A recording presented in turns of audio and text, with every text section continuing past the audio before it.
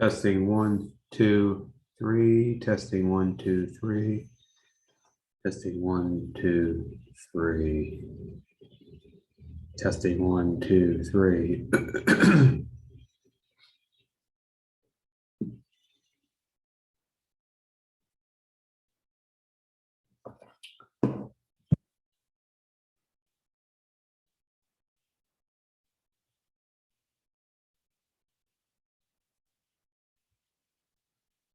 Testing 1, 2, 3.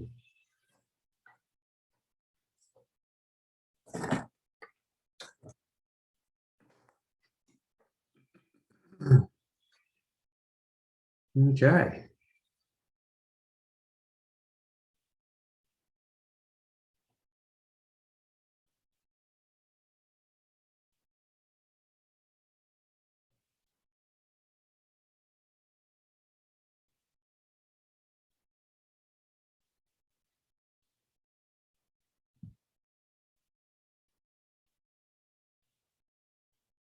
Welcome, everyone. Everyone's here. Thank you for joining. Today, September 11th. We should not forget this date, that's for sure. But again, thanks for joining, everyone. We're going to get started soon. We're just waiting for, we have a lot of people logged in so far, waiting for, I think, a couple more. I'll probably start in the next minute, just in case you had traffic getting onto Zoom. Hopefully it was pretty easy, though. If you want to share in the Q&A where you're listening from, that would be great, so I can at least see that everything's working.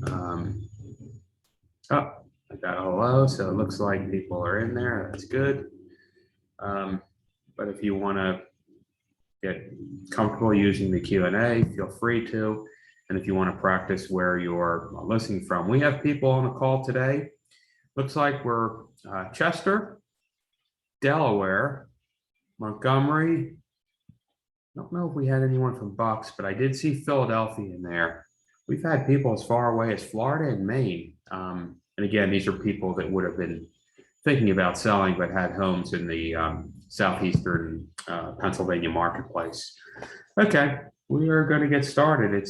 We're going to go about an hour. Those on the call, just so you know, some housekeeping. You're welcome to ask questions along the way.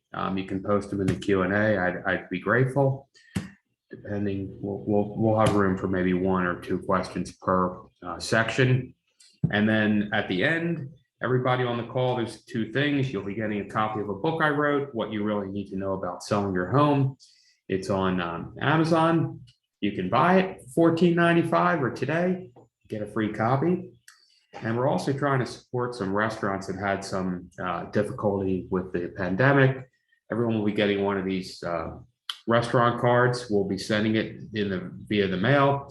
And this is called Jeet. The way this works is that you get up to 4 guests will get 20% off the food bill Sunday through Thursday. And you have to look online at the jeetcard.com. It'll give you a list of all the restaurants that are participating in it. So this is a great way to help some of these restaurants that could definitely need help and support them. They're all in the local area, by the way. They're in New Jersey, Pennsylvania, Delaware. So great list of restaurants. So let's get started. We're going to be talking about some systems, strategies, and solutions for selling smart, especially during COVID-19. We'll be talking about that in detail. And again, those that just came on, we had some new people join. Don't forget to post Q&A, and we'll be happy to answer some questions for you. So let's get started. Here's a computer. We're going to be talking about this digital process that offers the 3D virtual showing tours to practice social distancing. So again, we don't know where this virus is going. If there's another shutdown, we'll be talking about what happened during and pre, and then we'll cover some improvements that will add some money. If you're thinking about selling, where do you get your return on investment? And finally, how to sell fast and for top dollar with the least amount of stress. So a little bit about who I am. I'm a real estate broker. This is my 35th year practicing real estate. I've been involved in lots of different facets of real estate. I do a lot of speaking, both on radio and in person, some events around the country. And I hold lots of designations in real estate and whatnot. So let's move on. Let's get into what people are asking. The number one question I get, everyone's asking is, how can I save money on taxes when I sell my home? Okay.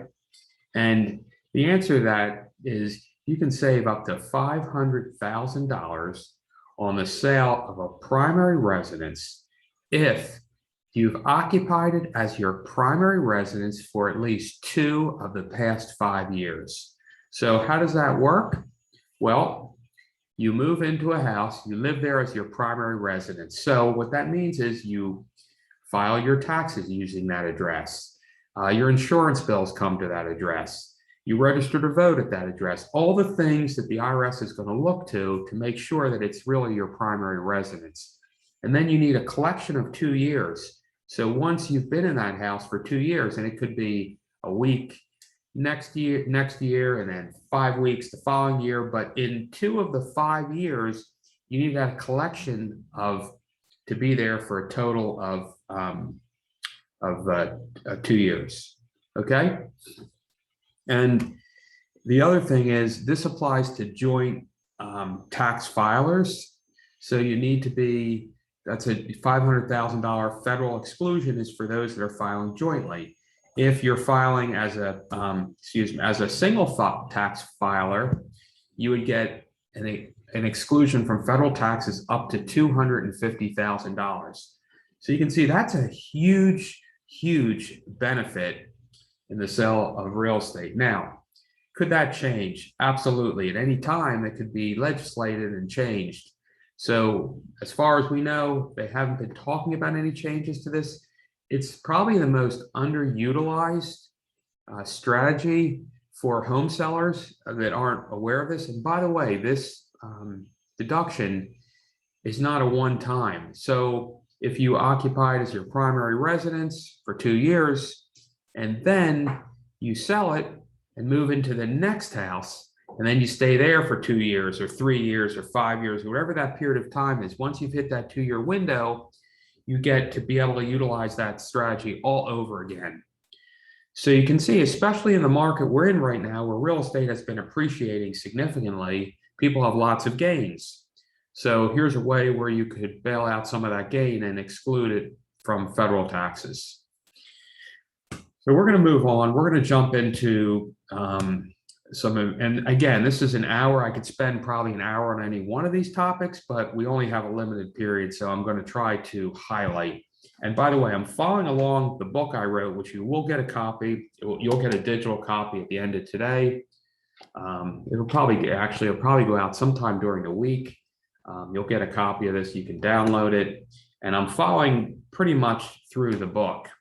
So we talk about your mindset, right? Those on the call, maybe you're thinking about selling, maybe you're, 3 years, 4 years, weeks away, whatever that time frame is.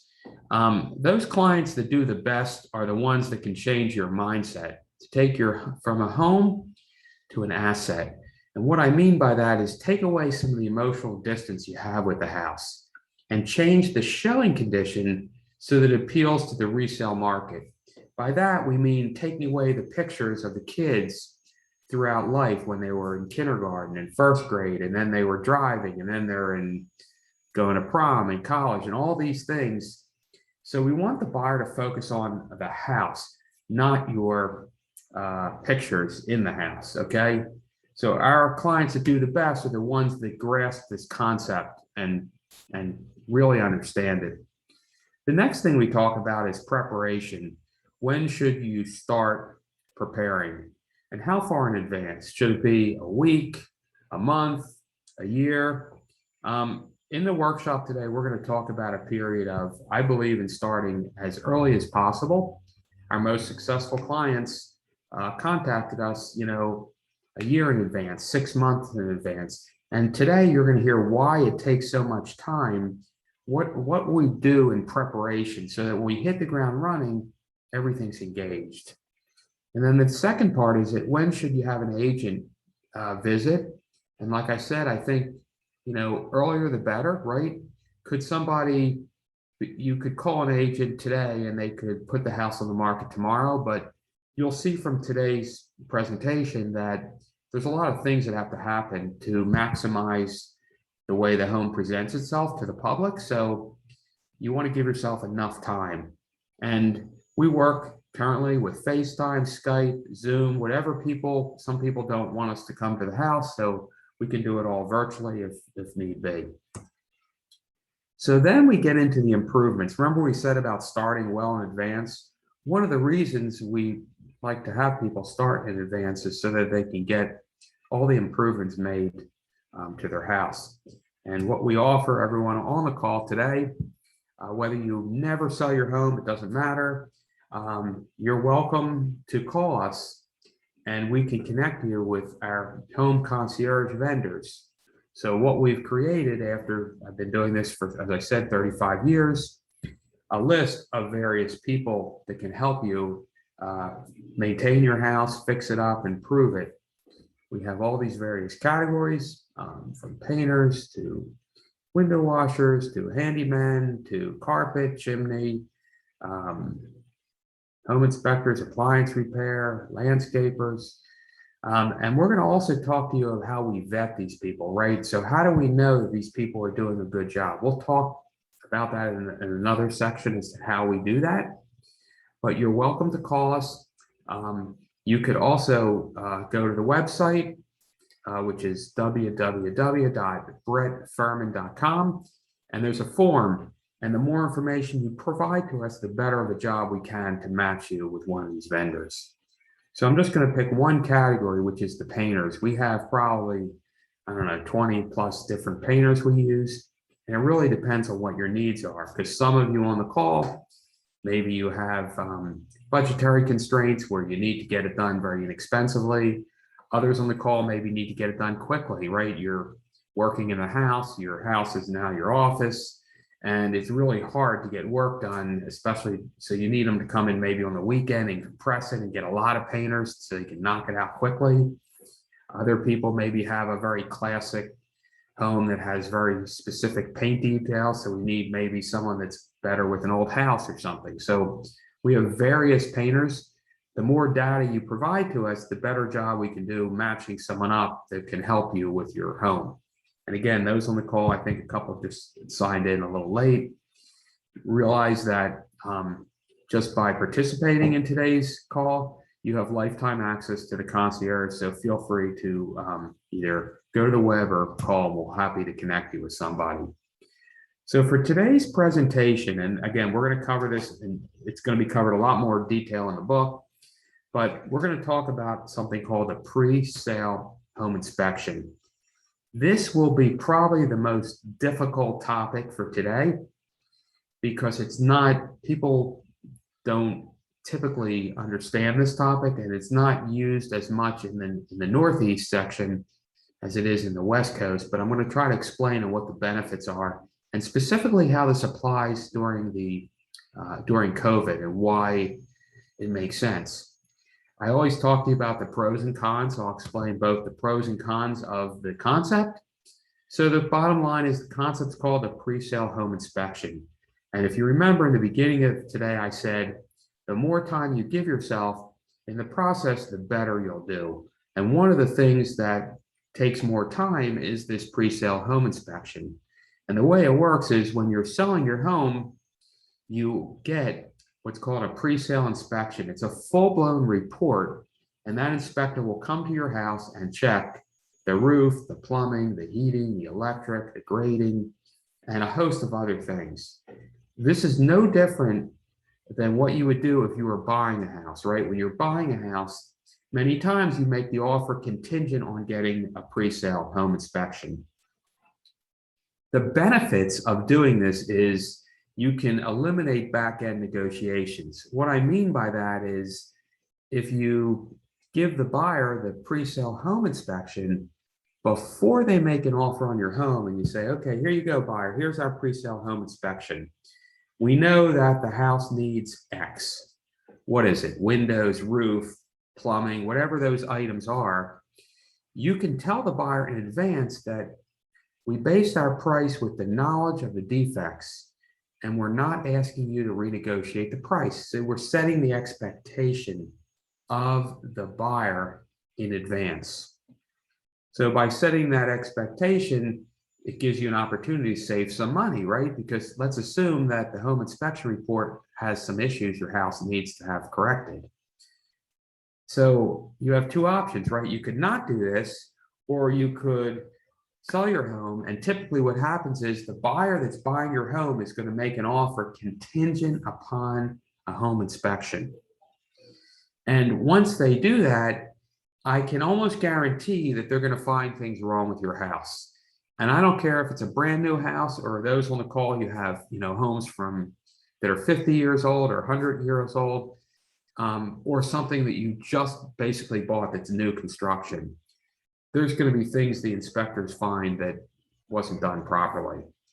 So the question for everybody on the call is, would you rather know ahead of time, what issues you're going to encounter when a buyer does a home inspection and be able to handle that preemptively, right? Give the buyer the report before they make an offer.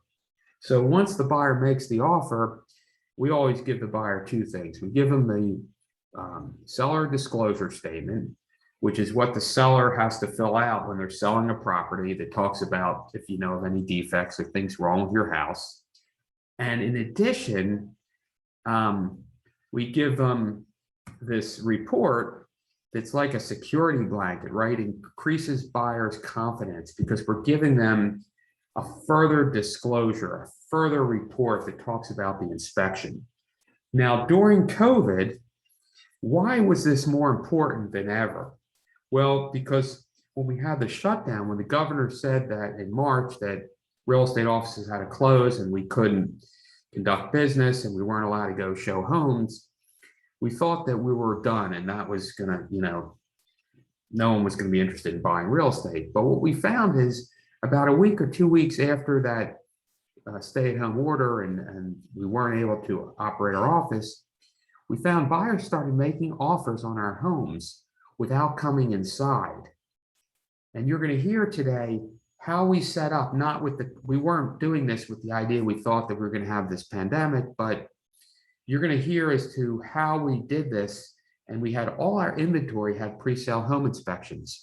All our inventory had virtual tours and 3D tours and floor plans and pictures and all these different steps as to a buyer could make an offer without physically going to the house, right? So this is the pre-sale home inspection. Now, I always, at the beginning, I said there's pros and cons, right? The pro is you can save lots of money by doing this, right? Because if you do the pre-sale home inspection and they find that your house needs some work, and then we can give it to the buyer and say, okay, Mr. Buyer or Mrs. Buyer, we know that this house needs work, whatever, the grading's wrong or the electric isn't correct or whatever.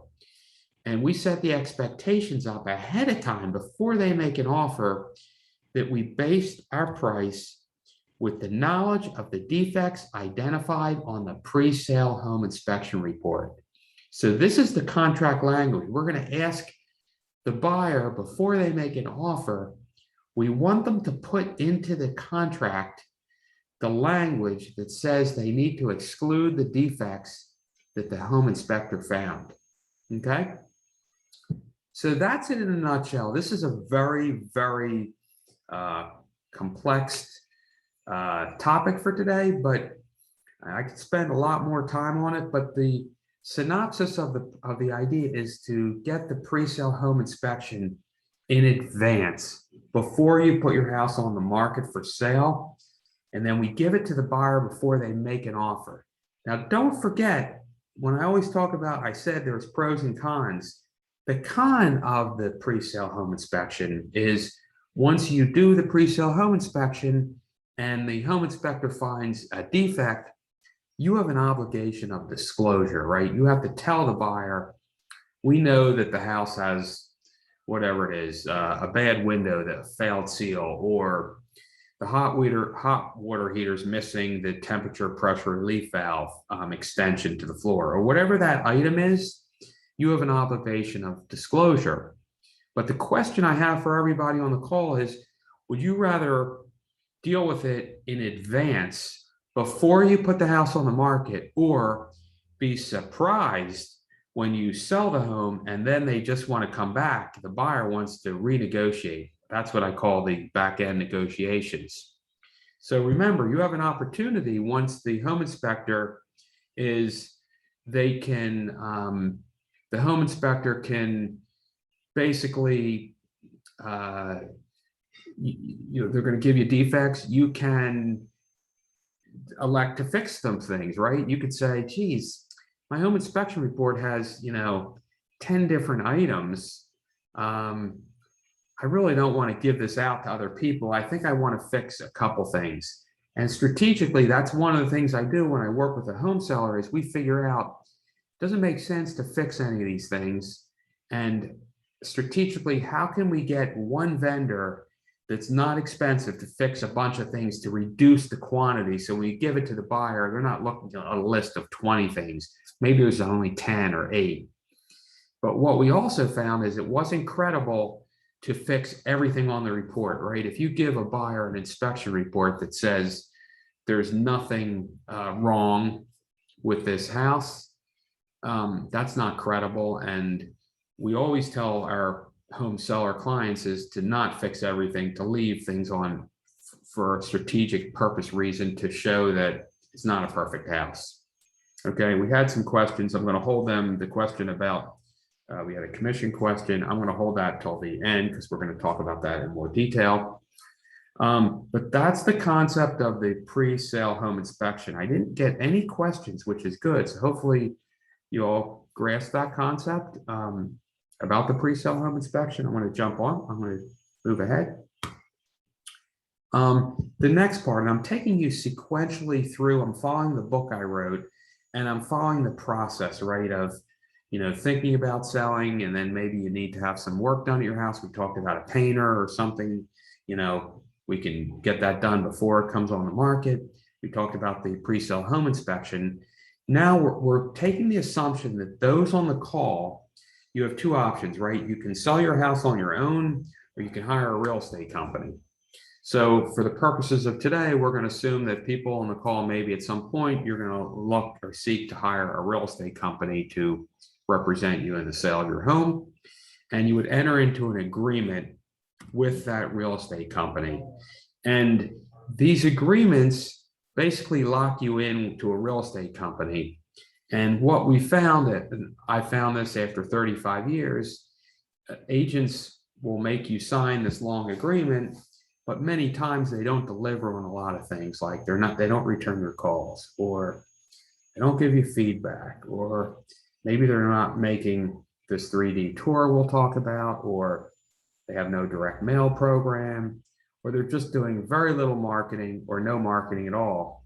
And then you aren't happy, so you want to, hire someone else. So you're kind of stuck in those scenarios. So what I talk about and what in my workshops and in the book is we talk about the easy exit. And this is something that I created that gives the seller the opportunity, if they're unhappy with anything that we're doing, they can terminate us with 2 weeks. I don't know if you can all see it right here, but with 2 weeks advance written notice for any reason. The only two reasons you couldn't execute the easy exit is if you sold your house and you're waiting for settlement to occur, then you couldn't do it. Say you're like, we sold the house, it's a week before settlement, you decide, I'm just gonna terminate you. Well, that wouldn't be fair, so we don't allow that. The other is if you're actively negotiating, right? You're going back and forth and negotiating on the sale of your house, that wouldn't be fair either. So that's the easy exit. If you have any questions, it doesn't look like anyone have any questions. I'm going to move on to the next section, and we're hopefully going to go an hour. And again, depending on questions, I'll save time at the end. So anyone that has any questions, we'll be able to also answer them at the end. Okay. Now we're taking you a step further because we're going to take you in this process, and we're now at the point where we talked about you were thinking about selling your house. Now you are selling your house, and then you hire a real estate company, so you have to enter into some kind of a listing agreement. We talk about entering into an easy exit agreement. Now we're taking you a step further to what type of marketing, if you hire a real estate company, what are some of the things they can do to market the property, right? And what's happening today, especially with COVID, how does that impact this marketing process? So for us, it starts with professional still images, right? The photography is still super, super important. By the way, this is HDR, which is like high definition photography. So the photographer is taking multiple shots of a particular spot in the house, and then they combine them, and it gives you a very high resolution of the subject matter. And there's a picture of our photographer. By the way, they take the inside, the outside, and this is still image photography. They also use light packs on the insides, for certain rooms that might need some brightness. The next part that we do from photography is we hire a drone operator, and we get an aerial footage of the house. We do two different things. We do some still images overhead, and then we do some moving pictures aerial. And the reason we do that is because people like to see the topography. They want to see what the next door neighbor house looks like. They want to see is the yard level. And what we found is by taking pictures and elevating the house, it makes the house also look more important, more expensive. It helps in the whole marketing process. So that's the drone portion. The next thing we do is the copy. This is really, really important. And what we found, especially during COVID, is we try to look at the home and try to figure out the rooms in the house that would work well for the buyers. And today, the things that buyers are looking for are Zoom rooms, where they can hold their Zoom meetings for their offices. They're looking for home gym spaces, because a lot of people aren't yet going back to the gym. They're looking for outdoor spaces, right, for the dog and things. So we're seeing that whole shift. And what we do is when we write the copy, we try to put in certain words that appeal to those that are looking for real estate. Plus, those words also help with search engine optimization. So the copy, by the way, is also done, is written from a female perspective, because what we found is in purchasing real estate, most of it is done by the female is typically the decision maker. And what we do is the copy is written from that perspective, which definitely helps in the whole marketing process. After the copy, we get into a direct mail program. I'm showing you two samples of what we've done just to help you understand how this works. Direct marketing, this is the most antiquated. Direct mail has been around forever. What we found is that when we started using direct mail 35 years ago, it worked really well. And then as time progressed, what we found is the mailbox was getting inundated. There was just tremendous competition for mailbox space, and it wasn't as effective. And then most recently, with digital marketing and some other channels, what we found is our direct marketing results have gone up significantly. And the benefit is we're able to target these cards. That's the key. So the card on the left is an example of a contemporary home.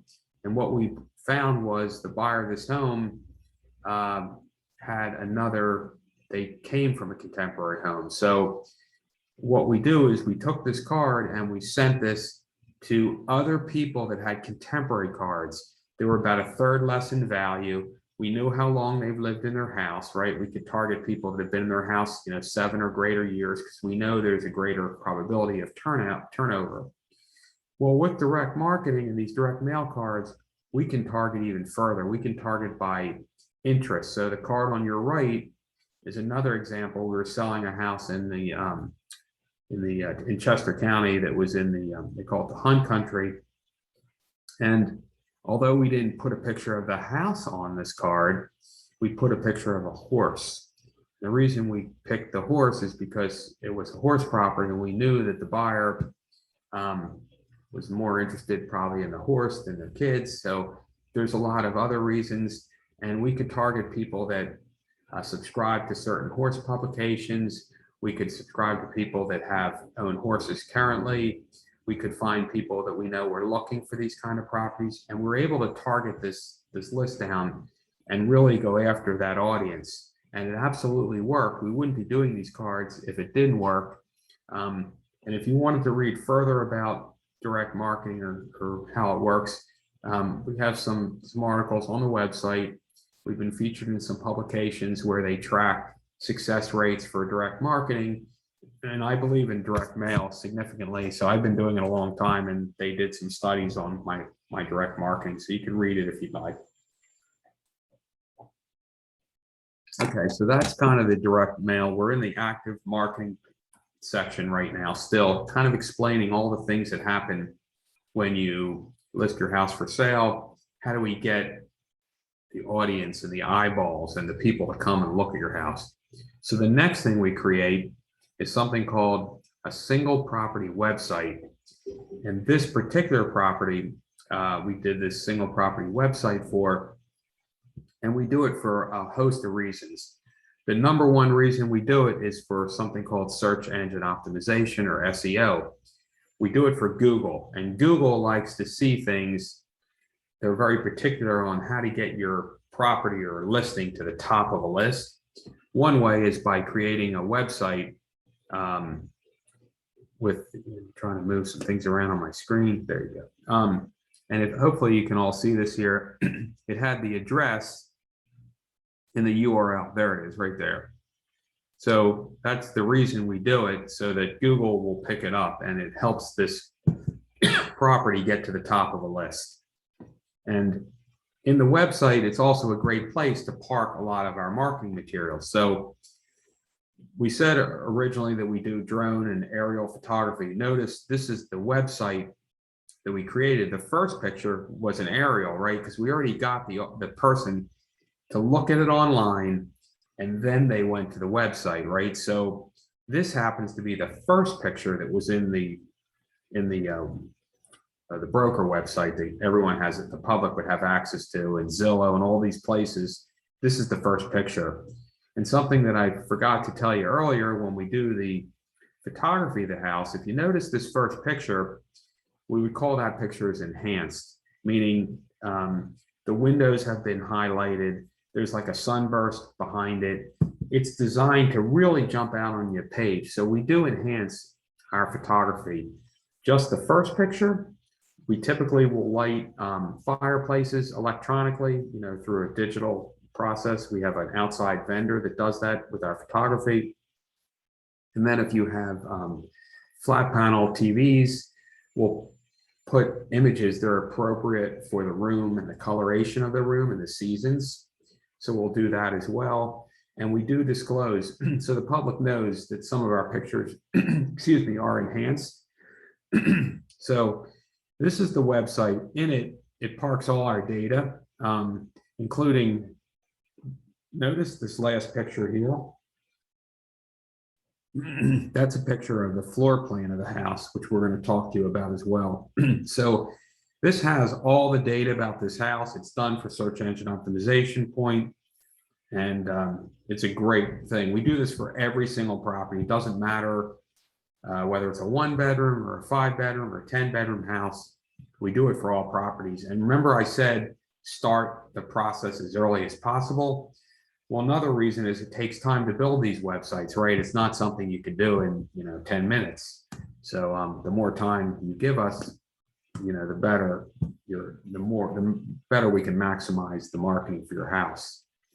Okay, the next part, which is probably my favorite topic for today, and hopefully we're going on time. We are. We're going to talk about 3-dimensional videos, and these 3D tours are something that are fairly new.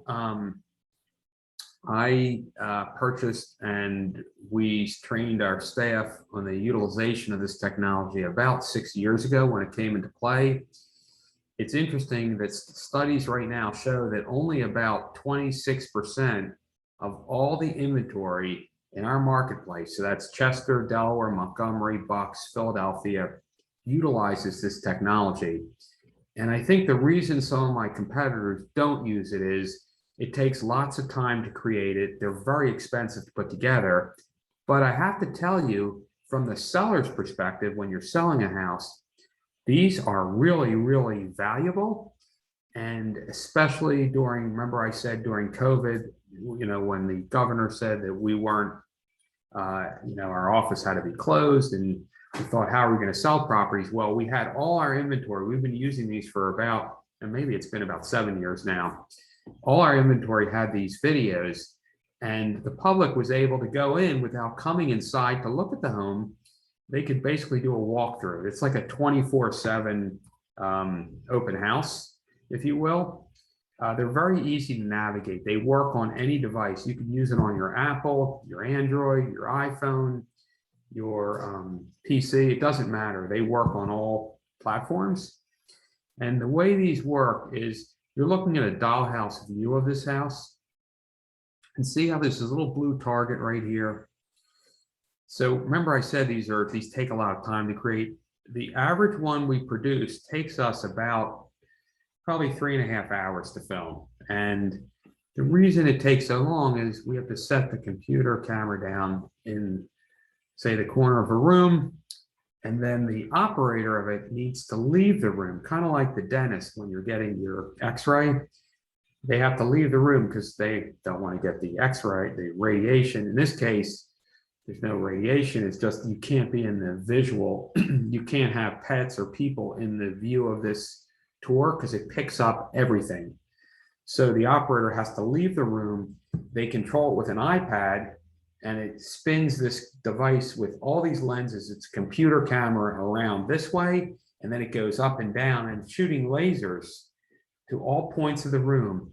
And then once you've done it one time, you pick up the device and move it 2.5 feet and do it again, and move it 2.5 feet again and 2.5 feet. And by the way, you go up the staircase and down the staircase. But when you're done, you have this amazing three-dimensional video. It's basically like a 24-hour open house. So a buyer can, from their iPhone or from their computer or whatever they're using, their Android, can go online and look at your home without having to come inside. There's tons of other reasons to use these besides just that. It has virtual measuring ability. So a buyer could measure windows to figure out what kind of drapes or curtains they would need in this house. The buyer could figure out, oh, could it fit my baby grand piano in the living room? Is there room on this wall to put my L-shaped sofa, right? It has the ability to do tons of other things besides just show the house to a potential buyer. The other part about it is they work in virtual reality. We take these videos that we create, right, that you can use on your phone and your computer, and we turn them into virtual reality. And by that, I mean, you would wear like goggles that are, excuse me, you would wear these goggles, and goggles can cost anywhere from, there's cardboard viewers you can get for maybe $1 to the ones I use, because I'm a tech geek, are maybe $100 pair of goggles. And basically the way you do it, you snap your phone inside the goggles, and you're immersing yourself inside the tour, and you're literally inside it. It's like riding a roller coaster. You feel like you're on that roller coaster when you're doing this virtually. So I'm not going to show you a tour today, but you're more than welcome, because we have a lot of people on the call today, and I want to make our time work. But you're welcome to go to the website. I've got plenty of examples, and you can look at one and see how they work. To me, it's a really good tool. We believe that, and we do this for all home sellers, is it absolutely helps. It gives you a much wider audience. There's all kinds of statistics on these videos that before people come inside to look at your home, whether they're permitted to or not due to COVID and all, we're seeing that the statistics and the analytics on these tours are through the roof right now, right? Everybody is looking at these, of those houses that have them, right? Remember I said that only about 27%, we did a study, have these tours. So that's basically how they work. But remember I said there was a picture of a floor plan, and we're still in the active marketing. These are all the things we do when we're marketing or selling a property for a home seller. The next part of this is about making this floor plan. And remember I said that that 3D video, it takes a lot of time. It takes, I don't know, an average house maybe 3.5 hours, because you have to go through and move it 2.5 feet. One of the benefits of doing the video and making the 3D tour and turning into a virtual reality is it also produces a floor plan of the home. This is extremely valuable for home sellers, and it's valuable for a couple of reasons. Number one, it gives you a complete layout of the home. By the way, this computer camera works with artificial intelligence. It's super sophisticated, and it knows the room names. In other words, when we do these videos and tours, we don't tell the computer anything about the house. And it's able to figure out, oh, there's the dining room, and look, there's the kitchen, and look how it's placing the sink and the stove and the countertops, and look at the windows, how it's showing you the breakfast nook of the house. And look, here's the family room and the fireplace. Maybe you want to measure and figure out, will your flat panel fit here, right? So you would be looking at the online, there's a tour you can look at, and then you could put a virtual ruler down to figure out, how wide the space was. Or maybe you want to open up this wall and you need to know, what would it look like, or how you could do that. So these floor plans are super important right now. And we make these for every single house for a whole bunch of reasons. It helps with furniture placement. It helps a buyer understand the houses better, figure out the relation of the rooms, and where the office is, and what exposure you get when you look out this window or whatever. But the other super, super important reason to do this is it does measure square footage. And why is that important? Well, what we found in southeastern Pennsylvania, and those on the call, and I apologize if someone's on the call from Delaware or New Jersey, we do have someone in our office that does service those two markets. I personally don't, but I have people that can help in those markets. But the benefit of this floor plan is the square footage, because what we found, if you're in, say, Montgomery County or Chester County or Philadelphia, and they say your house is, the records from the county say it's only 2,100 square feet, but look at this. If this floor plan shows that your property is larger than what the county thinks your house is now worth more money, right? Because it's a function of how much square footage you have. So there are huge benefits. And many, many times what we find is when we're selling a property for a home seller, what we find is that the square footages are wrong, and the county numbers of what they think your house is are wrong, right? And this does a calculation. Now, a couple caveats about the calculation. It calculates internal measurements. Remember I said it does lasers. This computer camera that you move around the house to create it shoots the interior wall, right? It shoots the interior wall from the end to the end. And it does also calculate height. So those on the call that maybe have an older house and it has like a third floor walk up, and you have limited headroom in certain spots because the roof line is like really, really steep, the computer will calculate, that's an area of limited headroom. You can't stand in that area, so I'm not counting that as square footage. It's super, super sophisticated the way this works. So the floor plan, just having the floor plan is helpful. It's also helpful, a lot of other benefits in our market that we're in.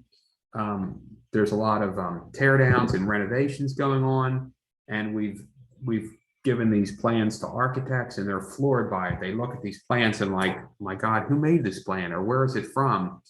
Now, that doesn't mean you don't need an architect. It's, when you make changes, you still have to have, sometimes with the county or the township you're working in, they want to see, stamp drawings, but this can help immensely with all kinds of things that a buyer would be concerned about or thinking about when they're looking at your home.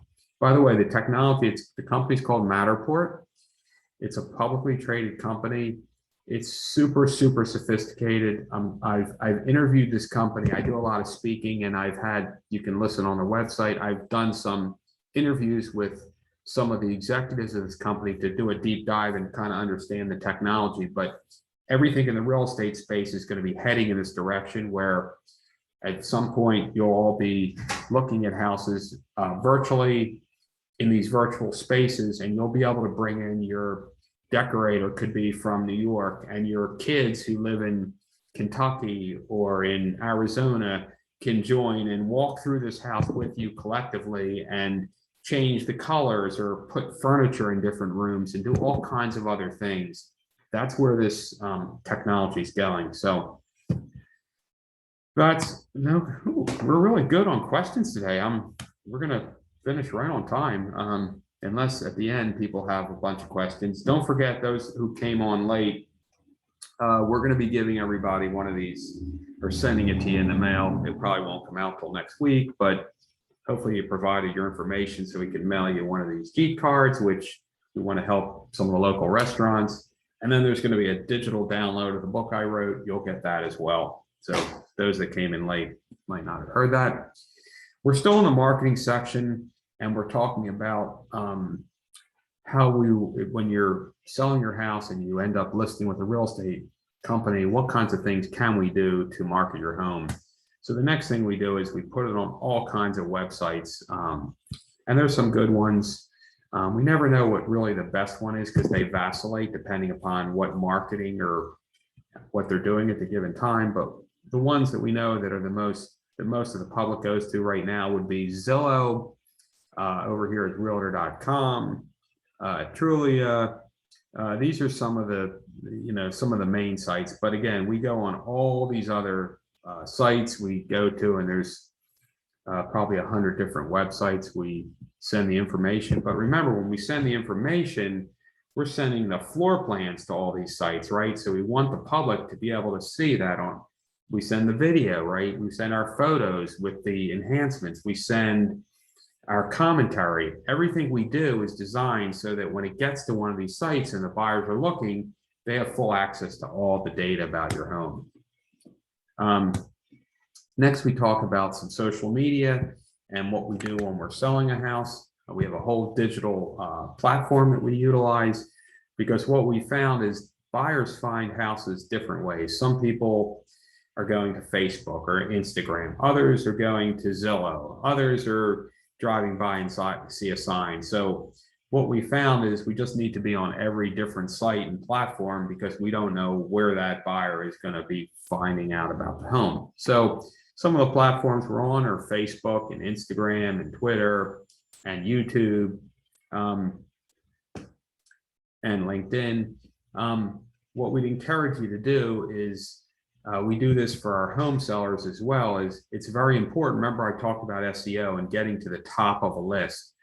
I would challenge you to Google me. Just put my name in Google and see how I come up, because what I've done for myself is no different than what I do for my home sellers, right? I want to try to get your property when we're selling it to the top of the list. So that's the reason we do all the digital stuff, right? That's the reason we do the video. That's the reason we make a website with the property. It's all designed to help it get to the top of, top of Google. And then you could also feel free, if you want to like, follow, and watch us. We have tons of promotions and things we do coming up in Thanksgiving. It's one of our favorite things. We have a Pie Day giveaway, and everyone that signs up, you'll get a free pie. We give pumpkin pies and apple pies, and people really love that. It's my favorite time of the year, so you're welcome to partake in that as well. So again, follow us if you can. And then further into the marketing process, we need to get people in to see your house. So how do we do that? How do we get the people in? We want other brokers to come and look at your home, right? So we use this automated appointment service, and it runs 24 hours a day, 7 days a week. And basically, this appointment service makes appointments to show your home.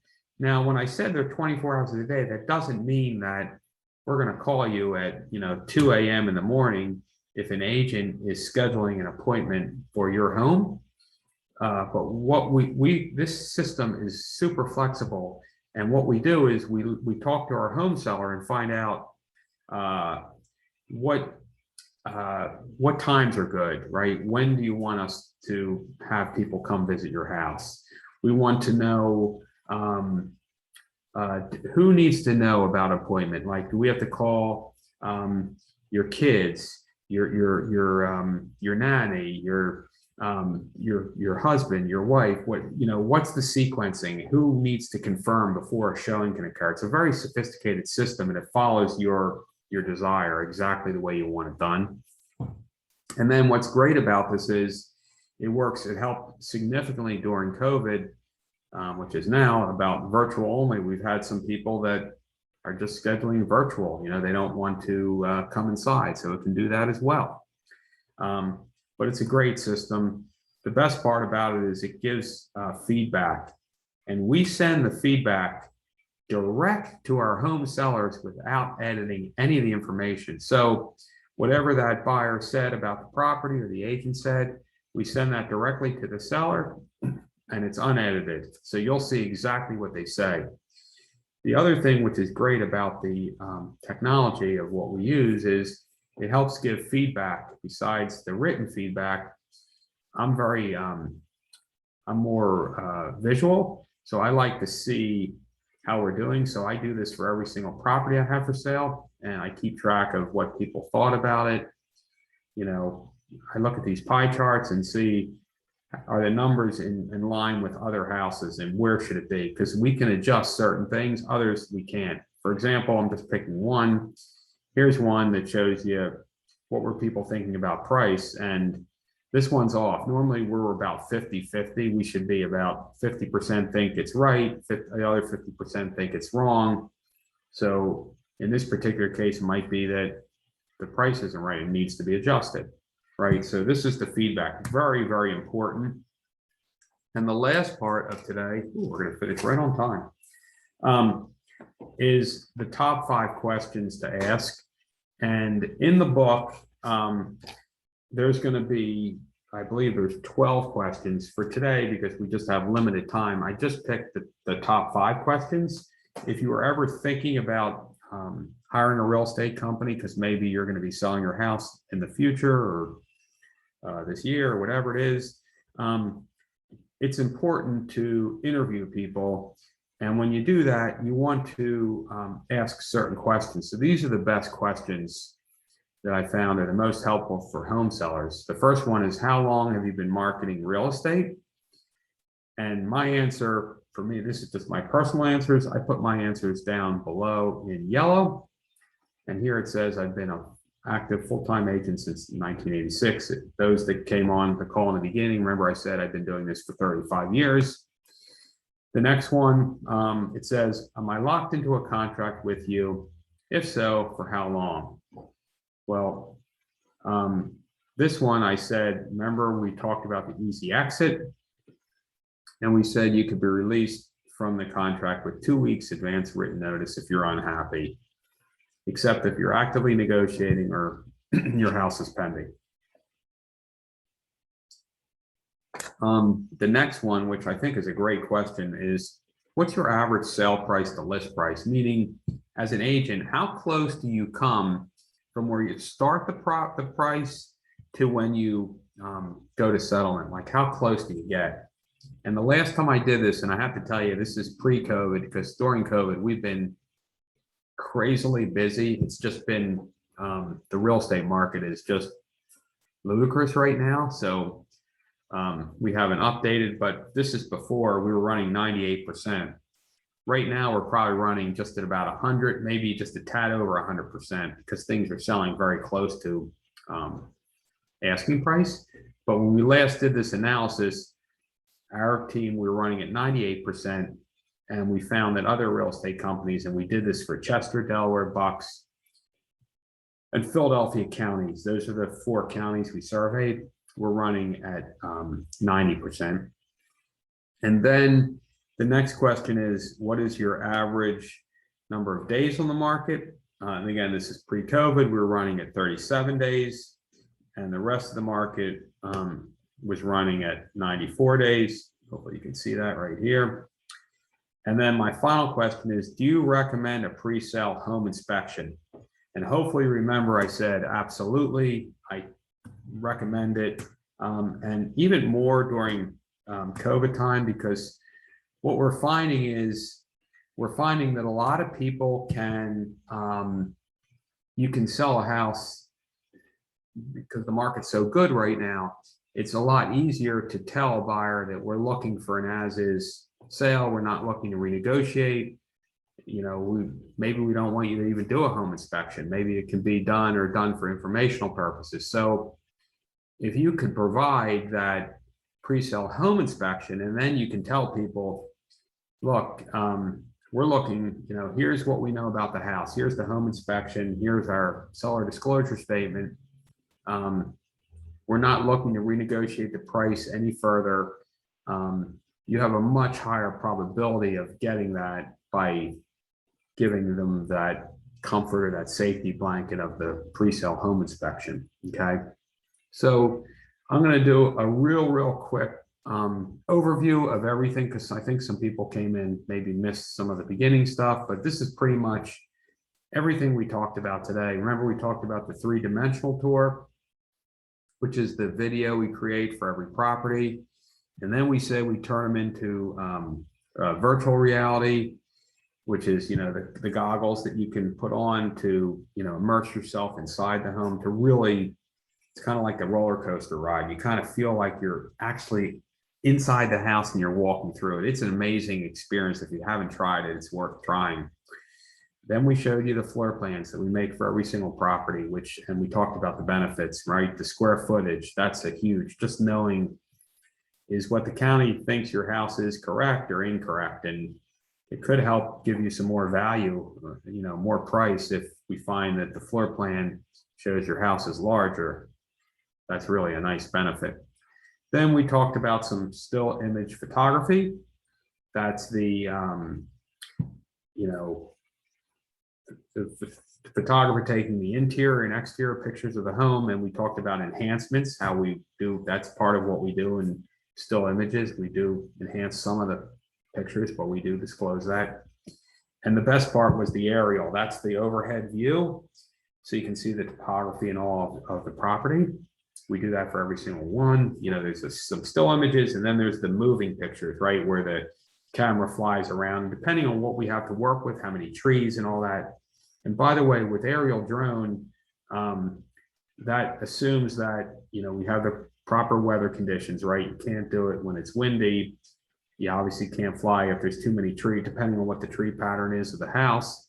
And then we also have to be, the photographer has to do something with the FAA to make sure that we just had one that was too close to the Philadelphia airport, so we couldn't do it. We've had one in Westchester by the courthouse that was a no-fly zone. So certain things we might not be able to do it. Then we talked about the easy exit agreement, right? That's how when you're selling your property, you can enter into an easy exit agreement. If you're unhappy with what we're doing, maybe you change your mind or you decide you don't want to sell or whatever. But this does force us to perform at a very high level. So that's the real reason we do it. It forces us to do what we're supposed to be doing. And then this is an awesome thing, this for search engine optimization, the single property website, which we make for every single property to try to get your house very high in the Google world, which is very important. I actually went to school and went back to take a class specifically on search engine optimization to try to understand how this works. It's a fascinating topic, and there's lots of things you can do with it. The targeted direct mail, again, this is my most archaic of all the things we do, but it works, especially now, it works so much better than it has in the past. And we can target.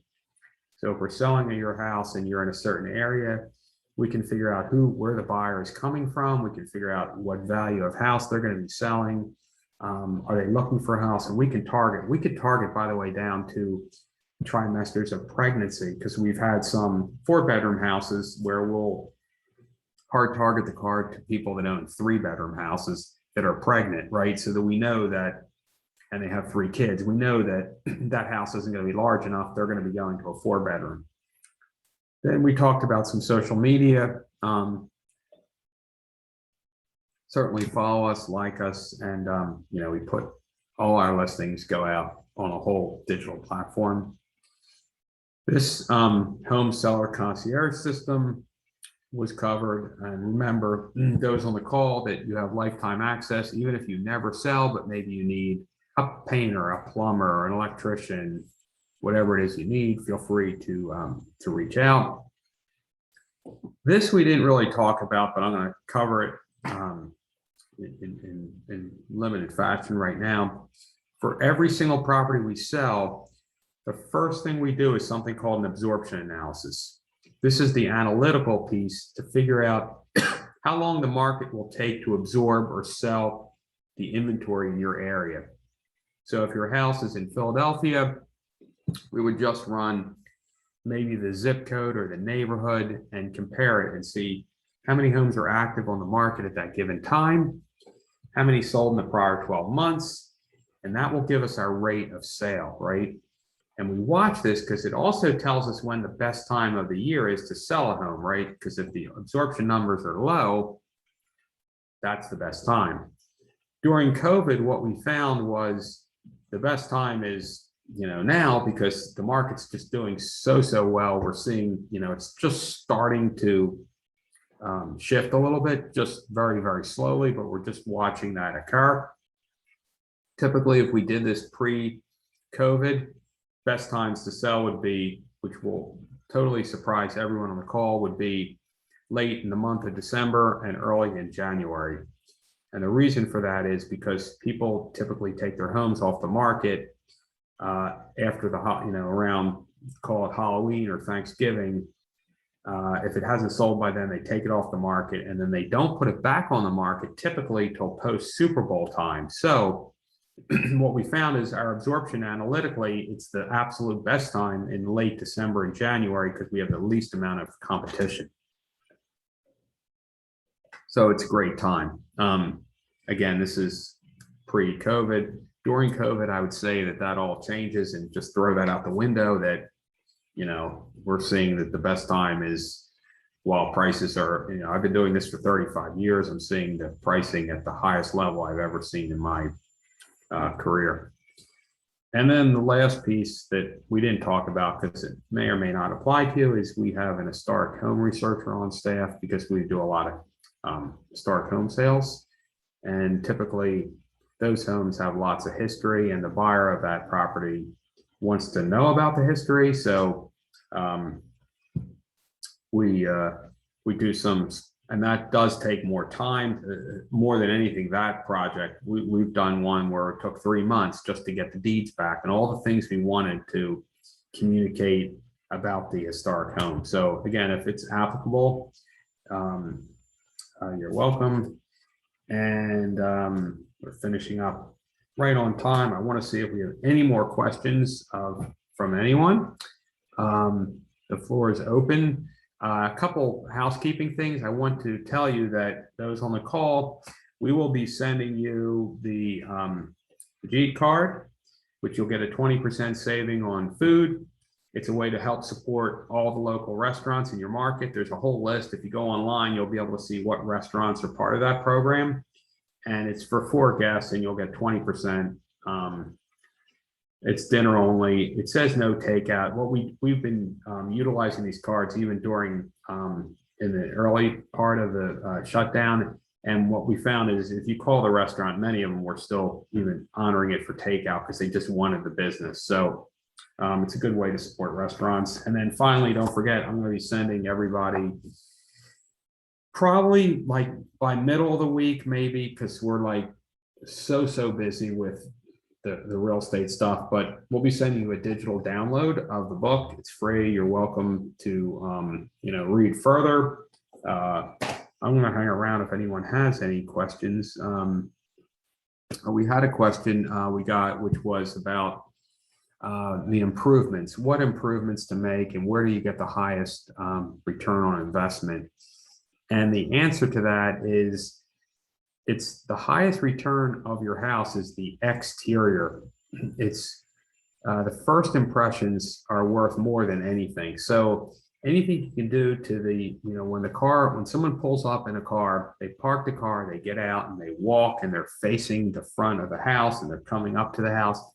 Anything along that pathway has to be the number one place. If you are going to invest any funds to improve, I would say it would be the outside. So we're talking about the yard, the landscaping. We're talking about the path, the path leading up to the front door. Does that path force two people that are walking hand in hand or side to side to go single file because the landscaping is just pushing over the path and it needs to be trimmed back? We look at that. We also look at what the front door looks like. Are there flower pots at the front door? The condition of the front door. I follow a lot of analytical studies, and the most recent one I get, and if anyone wants a copy, you're welcome to call and I'll happy to send it to you. It shows you your return on investment for all these different components of your house. And the interesting number I saw was return on investment of your front door was 101%. The return on investment of kitchens and bathrooms was somewhere around 55 to 60%. So if you invested, $100 into your kitchen, you're only going to get back like $60 in return. So that's not a great investment. So when we come out and look at a house, we might not be looking at telling people to replace a kitchen, but what we might be looking at is what are the pulls on the cabinets? Or if they're old cabinetry, could the cabinetry be painted, right? We're trying to figure out how we can make that property appeal to the wide audience without spending a lot of money. And will it get the return on investment to our home seller, which is our client? So we want to make sure that whatever advice we're giving, that they're getting the return on investment. So we're very careful. And that's how we use remember we talked about the concierge. The concierge is used when we come out to look at a house. There are things that maybe we see, then we'll tell them, okay, you need a painter, a handyman, or whatever. And we have these various people. And remember how we said we vet these people? How do we vet these people? It's done in the pre-sale home inspection process, right? When we do the pre-sale home inspection, many times you'll get a list of, 10 things wrong with your house, 20 things, whatever. Some home sellers say, I want to fix some of the items, right? I want to fix the electric panel because that's, people get nervous about electricity and it's a safety and it could be dangerous, right? So what we do is that home inspector is willing to come back one additional time if you decide you wanted to fix some things. So we send the home inspector back, and the job of that home inspector is check the work of these various vendors. So that's how we're able to vet the people on our list. We send the home inspector back, who has nothing to do with making repairs. He's totally independent, but he checks the work of these people to make sure that it was done properly. And that's kind of how we vet them. And that's how we know if the people on our list are doing what they're supposed to be doing, because if they're not, we remove them. So that's kind of a little synopsis, but I know it's a long answer to a question. I didn't see a lot of questions today. Boy, I hope it's usually we get a lot more questions. So either I did a really good job explaining everything, or maybe some people have some questions. I've done these presentations over the last, I've been doing these workshops for maybe the last 10 years or so. And I found that many times after the presentation, people don't want to ask questions because they feel it only applies to their circumstances. And it's okay. If you want to send me questions, you can email or call. I'm more than happy to help any way I can. So feel free to, ask any other questions, but we're a little bit over our time. Does anybody have any questions at all? And it's a special day. So again, I know there's lots of tributes and lots of things going on for September 11th. I can remember exactly where I was that day. It's the most eerie. I was actually looking at someone's house, and they actually had the TV on, and I'm watching this and I'm thinking, what the heck is going on? I'll never forget that. And we also know somebody, unfortunately, we knew one of the pilots, Victor Saraceni. So I'm sure for those today will be, all the people will be in our prayers and thoughts today. So it is a special day, and I thank everyone for spending an hour with me today. I'm grateful. I know the weather's fairly nice today, and hopefully you found it helpful. I don't see any other questions at all. If I missed anything, let me know. Everyone have a great day, a great weekend, and I'll hope to hear from you soon. And with that, I think we're going to sign out.